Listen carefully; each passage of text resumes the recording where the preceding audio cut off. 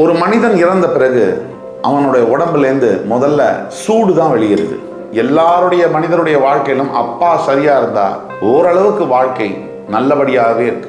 சிறு வயதிலேயே, படிக்கும் காலத்திலேயே, பிள்ளை பருவத்திலேயே கூட சில பேருக்கு அப்பாவை பிரிந்து இருக்கக்கூடிய சூழ்நிலைகள் ஏற்படும். இது இன்னுமே கொஞ்சம் சவாலான ஒரு விஷயம். தந்தைக்கும் மகனுக்குமே ஜென்ம விரோதியாக பாவிக்கக்கூடிய நிலைமைகள் வரும். வணக்கம். துணை சப்ஸ்கிரைபர்களையும் எல்லா அன்பு உள்ளங்களையும் எனது நண்பர்களையும் வருக வருக என வரவேற்பதில் பெருமகிழ்ச்சி கொள்கிறேன். வக்ரதுண்ட மகாகாய சூரியகோடி சமப்பிரப அவிக்னம் குருமே தேவ சர்வகாரியேஷு சர்வதா.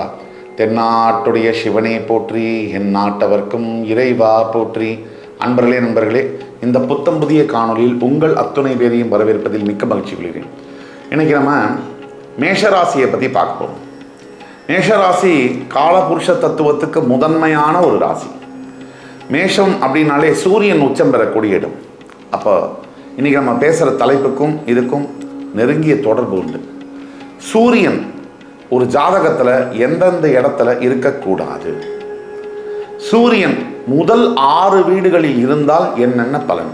ஏன்னா அந்த முதல் 6 வீடுகள் தான் ஒரு மனிதனுடைய வாழ்க்கையையும் வாழ்க்கை சார்ந்த விஷயங்களையும் தீர்மானிக்கக்கூடியது. அப்போ இந்த சூரியனுடைய இருப்பு என்பது ஒரு மனுஷனுடைய வாழ்க்கையை எப்படி மாற்றுது? ஏன்னா சூரியன் ஏன் அவ்வளோ முக்கியம் அப்படின்னு கேட்டோம்னா, சூரியன் தான் ஆத்மகாரகன். நம்ம உயிருடைய ரூபம், ஸ்வரூபம் சூரியன் தான். ஒரு மனிதன் இறந்த பிறகு அவனுடைய உடம்புலேருந்து முதல்ல சூடு தான் வெளியேறுது. சில்லுன்னு ஆயிடுது உடம்பு. இந்த பஞ்சபூதங்களில் முதலாக வெளியேறக்கூடியது சூடு. அப்போது சூரியனுக்கு அவ்வளவு முக்கியத்துவம் உண்டு. சூரியன் உதிக்கலைன்னு சொன்னால் உலகத்தில் உயிர் என்பது பிறக்க முடியாது. ஜனனம் அதற்கு காரணமான ஆத்மகாரகன் சூரியன். அப்பேற்பட்ட சூரியன் எந்த 3 இடங்களில் இருந்தால் நம்முடைய வாழ்க்கைக்கும் நமக்கும் மிகப்பெரிய அளவில் சவால்களை தரப்போகிறது அப்படிங்கிறத பற்றி பார்த்துட்டு, முதல் 6 வீடுகள், மேஷராசியிலிருந்து முதல் 6 வீடுகளில் இருந்தால் என்னென்ன பலன்கள் அதையும் பார்ப்போம். சூரியன் நம்முடைய வாழ்க்கையை முக்கியமான பங்கு வகிப்பது ஏன் அப்படின்னா, சூரியன் தான் நவகிரகங்களின் ராஜா. அவரை சுற்றி தான் அனைத்து கிரகங்களும் சுழலுகின்றன. சூரியன் ஆத்மகாரகன் மட்டுமல்ல, நம் தந்தையை குறிக்கக்கூடியவர். நம் உயிருடைய வேர் என்பது தந்தையின் விந்துவிலிருந்து வந்தது. அந்த தந்தை தான் நம் உயிரை கொடுப்பவர், தாயின் மூலியமாக கொடுப்பவர். அப்பேற்பட்ட தந்தை எல்லாருடைய மனிதருடைய வாழ்க்கையிலும் அப்பா சரியா இருந்தா ஓரளவுக்கு வாழ்க்கை நல்லபடியாகவே இருக்கு. அப்பா சரியில்லாத நபர்களுடைய குழந்தைகளுடைய வாழ்க்கை நம்ம தான் பார்க்குறோம், சமுதாயத்தில் பார்க்குறோம். எவ்வளவு துன்பங்களுக்கு ஆளாகின்றனர். அதனால தந்தை எவ்வளவு முக்கியம், சூரியன் அவ்வளவு முக்கியம். ஆக இந்த சூரிய கிரகம் துலாம் ராசியில் அமரும் பொழுது உங்களுடைய மேஷராசி அன்பர்களுக்கு 7ஆம் இடம் என்று சொல்லக்கூடிய துலாத்தில் சூரியன் அமரும் போது சூரியன் நீச்சம் பெறுவார்.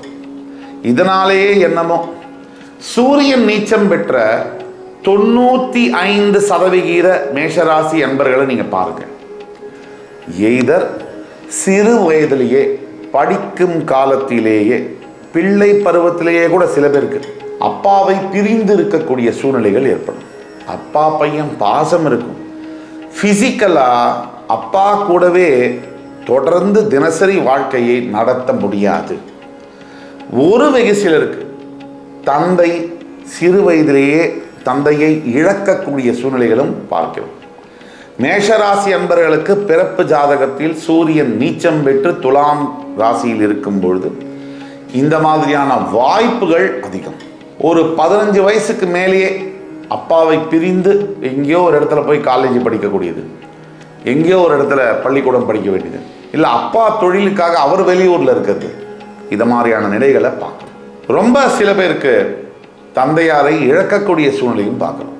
மேஷராசியிலிருந்து பிறப்பு ஜாதகத்தில் துலாத்தில் சூரியன் இருக்கும்போது சிறு வயதிலேயே சிங்கிள் பேரண்ட் அப்ரிங்கிங் அப்படின்னு சொல்கிறோம்.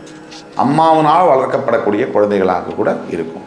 அடுத்தபடியாக மேஷராசிக்காரர்களுக்கு 8ஆம் இடம் என்று சொல்லக்கூடிய விருச்சிகத்தில் சூரியன் இருந்தால் பிறப்பு ஜாதகத்தில் இது இன்னுமே கொஞ்சம் சவாலான ஒரு விஷயம். இந்த மாதிரி சமயங்களில் பூர்வீக சொத்து அல்லது தந்தையார் மூலியமாக வரக்கூடிய சொத்து அதை இழக்க நேரிடும். அது மட்டும் இல்லாமல் தந்தையாருடன் இணக்கமான சூழ்நிலையே இருக்காது. எப்போ பாரு அப்பாவும் பையனும் ஒரு வீட்டில் அடிச்சிட்டு இருக்காங்கன்னா அவர் மேஷராசி, அவருடைய ஜாதகத்தில் விருச்சிகத்தில் சூரியன், இது ஒரு அமைப்பு. இது மட்டும்தானா அப்படின்னு கேட்டிங்கன்னா, மேஷராசிக்காரர்களுக்கு 8ஆம் வீடு விருச்சிகத்தில் சூரியன் இருந்தால் கண் மற்றும் எலும்பு சம்பந்தப்பட்ட ஆரோக்கிய குறைபாடுகள் வரக்கூடும். இதெல்லாம் சேர்ந்து ஒருவருடைய வாழ்க்கையில் சூரியன் மேஷராசிக்காரர்களுக்கு 8இல் இருக்கும்பொழுது எந்தெந்த மாதிரியான பிரச்சனைகளை தருவார் அப்படிங்கிறது தான் பார்த்துட்டு வரும். இதையெல்லாம் தாண்டி 6ஆம் வீட்டில் மேஷராசிக்காரர்களுக்கு சூரியன் கன்னிராசியில் இருந்தால் எதிரிகள்னால தொல்லை வரும். அப்பாவே கூட எதிரியாக மாறிடுவார். தந்தைக்கும் மகனுக்குமே ஜென்ம விரோதியாக பாவிக்கக்கூடிய நிலைமைகள் வரும். தவிர உஷ்ணம் சம்பந்தப்பட்ட நோய்கள் வரும். அதாவது உடம்புல இந்த கேஸ்ட்ரைட்டிஸு, அசிடிட்டி, அல்சர் சம்பந்தப்பட்ட நோய்களும் வரலாம். மேஷராசிக்காரர்களுக்கு 6 கன்னிராசியில் சூரியன் இருந்தால் இந்த மாதிரியான சூழ்நிலைகள் ஏற்படுகின்றது. இப்போ சூரியன் முதல் வீடு மேஷராசியிலேயே இருக்கார் அப்படின்னா உங்கள் பிறப்பு ஜாதகத்தில் மிகப்பெரிய ஆளுமைத்தன்மை, அதிகார பதவிகளில் நீங்கள் உட்கார்ந்து அலங்கரிக்கக்கூடிய நிலைமைகள் ஏற்படும். பெரிய விஷயங்களை நிர்வாகம் பண்ணக்கூடிய திறமை உங்களுக்கு வரும்.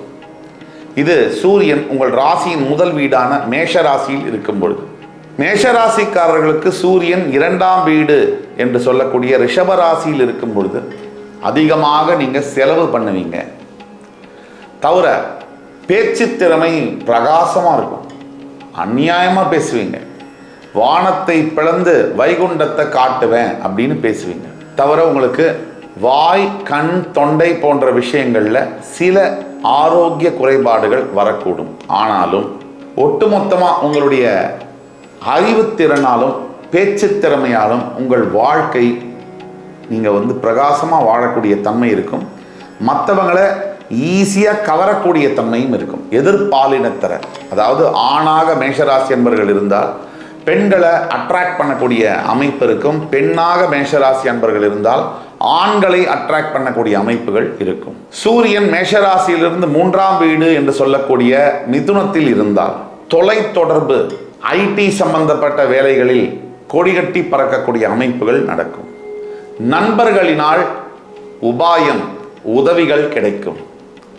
அதே மாதிரி வீட்டில் இருக்கக்கூடிய பெரியவர்களுடைய ஆசீர்வாதம் முழுமையாக கிடைக்கும். நீங்கள் நினைத்தால், முயற்சித்தால் நினைத்தது பலிக்கும். இந்த யோகம் மேஷராசியில் பிறந்து 3ஆம் வீடு என்று சொல்லக்கூடிய மிதுன ராசியில் சூரியன் அமரும் பொழுது உங்களுக்கு ஏற்படும். அடுத்தபடியாக மேஷராசி என்பவர்களுக்கு 4ஆம் வீடு என்று சொல்லக்கூடிய கடகத்தில் சூரியன் இருந்தால் சொல்கிறோம் நம்ம, இவருக்கு 14 வீடு இருக்குப்பா, இவர் ஊர் முழுக்க சொத்து வச்சிருக்காருப்பா, அந்த அமைப்பு ஏற்படும். நிறைய வீடுகள், அசையா சொத்துக்கள், கார், நல்ல வசதியான வாழ்க்கை, சமுதாயத்தில் அங்கீகாரம், அந்தஸ்து, மரியாதை, கௌரவம் இதெல்லாம் கிடைக்கப் பெறுவீர்கள். மேஷராசி என்பவர்களாக இருந்து 4ஆம் வீடு கடகத்தில் சூரியன் இருக்கும் பொழுது இந்த நிலை உங்களுக்கு வரும். அடுத்தபடியாக மேஷராசி நீங்கள் பிறந்திருக்கீங்க, உங்களுடைய 5ஆம் வீடு சிம்மத்தில் சூரியன் இருக்கும் பொழுது இது ரொம்ப விசேஷம். தான் சொந்த வீட்டில் ஆட்சி பெறக்கூடிய பூர்வ புண்ணியாதிபதி, பூர்வ புண்ணிய ஸ்தானத்தில் ஆட்சி பெறக்கூடிய அமைப்பு. இந்த அமைப்பில் இருக்கக்கூடிய மேஷராசி அன்பர்களுக்கு தன் பிள்ளைகள் மூலியமாக அவங்க பெற்ற பையனோ பொண்ணோ சீஃப் மினிஸ்டர் ஆயிடுவாங்க. அவங்க பெற்ற மகனோ மகளோ மிகப்பெரிய ஐஏஎஸ் ஆபீசர்ஸாக மிளிர்வார்கள். தான் பெற்ற மகன் தன்னை விட உயர்வான ஸ்தானத்தில் இருக்கிறதை பார்க்கக்கூடிய பாக்கியம் எத்தனை பெற்றவங்களுக்கு கிடைக்குது. தான் உயிரோடு இருக்கும்பொழுதே தான் பெற்ற பையன் மிகப்பெரிய அளவில் சாதனை செய்யக்கூடிய, அதை பார்க்கக்கூடிய யோகங்கள் எத்தனை குழந்தைகளுக்கு கிடைக்கிறது. அப்படிப்பட்ட பாக்கியங்கள் உங்களுக்கு வரும். நீங்கள் உயிரோடு இருக்கும்பொழுதே உங்கள் குழந்தைகள் பெரிய சாதனைகளை படைப்பதையும் அதை நீங்கள் பார்ப்பதையும் பார்க்கக்கூடிய யோகத்தையும் உங்களுக்கு தரும். கோடி ஜனங்களுக்கு மத்தியில் நம்ம பெத்த பையனோ பொண்ணோ ஷைனாகிறது, பெரிய மேடை ஏறி மிகப்பெரிய அளவில் பிரகாசிக்கிறது, இதை பார்க்கக்கூடிய யோகம் உங்களுக்கு வரும். அடுத்தபடியாக மேஷராசி என்பர்களுக்கு 6ஆம் வீடு என்று சொல்லக்கூடிய கன்னிராசியில் சூரியன் அமரும் பொழுது புரிந்து கொள்ள முடியாத நீண்ட கால நோய்கள் வரலாம். பேக் ஸ்டாபிங் என்று சொல்லக்கூடிய மறைமுக எதிரிகளால் தொல்லைகள் வரும். தான் பெற்ற தந்தையே தனக்கு எதிரியாக மாறக்கூடிய பாவங்கள் நடக்கும். ஒட்டுமொத்த சமுதாயமே நமக்கு எதிரியாக இருக்காங்களோ அப்படின்னு தோணுற மாதிரி வாழ்க்கையில் சம்பவங்கள் நடக்கிறது.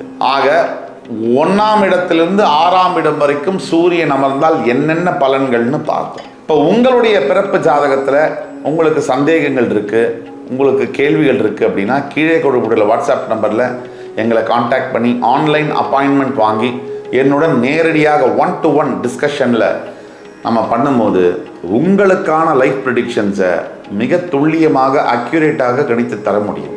மேஷராசிக்காரர்களுக்கான பரிகாரம் ஒன்று தான், ஆதித்ய ஹிருதயம். இதை ஒன்று படிக்கணும், இல்லை யூடியூப்பில் போட்டு கேட்கணும். இப்படி செய்யும் பொழுது 48 நாள் ஆதித்ய ஹிருதயம் தொடர்ந்து கேட்கும் பொழுது உங்களுடைய வாழ்க்கையில் நீங்கள் எதிர்பார்க்காத நல்ல மாற்றங்கள் நடக்கும். இந்த எபிசோடு உங்களுக்கு பிடிச்சிருக்கும்னு நம்புகிறேன். அடுத்து வரும் எபிசோடில் மறுபடி வேறொரு சந்தர்ப்பத்தில் உங்களை மீண்டும் சந்திக்கும் வரை உங்களிடமிருந்து விடைபெறுவது உங்கள் சுபாஷ் பாலகிருஷ்ணன். நன்றி, வணக்கம், வாழ்க வளமுடன்.